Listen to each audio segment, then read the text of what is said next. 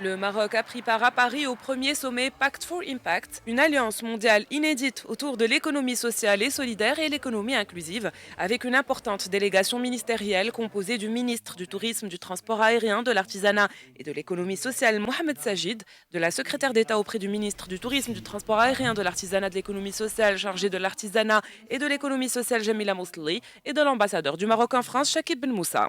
La Confédération générale des entreprises du Maroc est également présente à ce sommet, ainsi que des délégations gouvernementales d'une cinquantaine de pays. Organisé sous le haut patronage du président français Emmanuel Macron, le Pact for Impact Summit se fixe pour objectif d'établir une feuille de route ambitieuse et détaillée pourrant être utilisée par diverses parties prenantes pour des actions concrètes dans le domaine de l'économie sociale et solidaire et l'économie inclusive.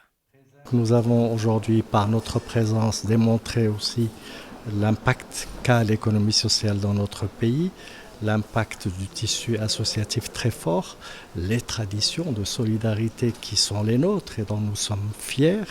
qui sont aujourd'hui un des leviers de développement d'un certain nombre de territoires. Donc nous avons à travers tout ça voulu marquer notre adhésion à cette alliance et à ce mouvement et à cette dynamique de renforcement de l'économie sociale.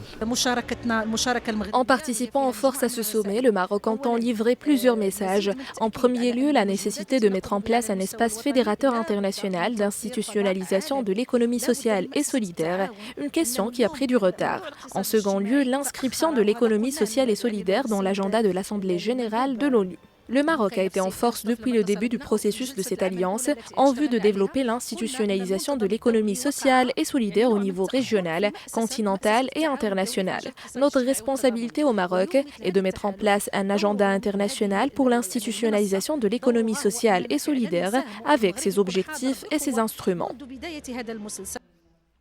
Ce sont plus de 400 participants qui s'engagent dans la réalisation des objectifs de développement durable, dans l'objectif d'aboutir à une alliance concrète dans laquelle chaque partie prenante travaille à la réalisation d'un objectif commun, concevoir collectivement une feuille de route pour une nouvelle économie mondiale. Le travail consiste à identifier et élaborer les propositions nécessaires au développement international de l'économie sociale et inclusive. Ce travail collectif sera soutenu par les États et les organisations internationales et régionales à travers la signature d'une déclaration commune par laquelle ils s'engageront volontairement à contribuer au rayonnement de l'économie sociale et solidaire et de l'économie inclusive.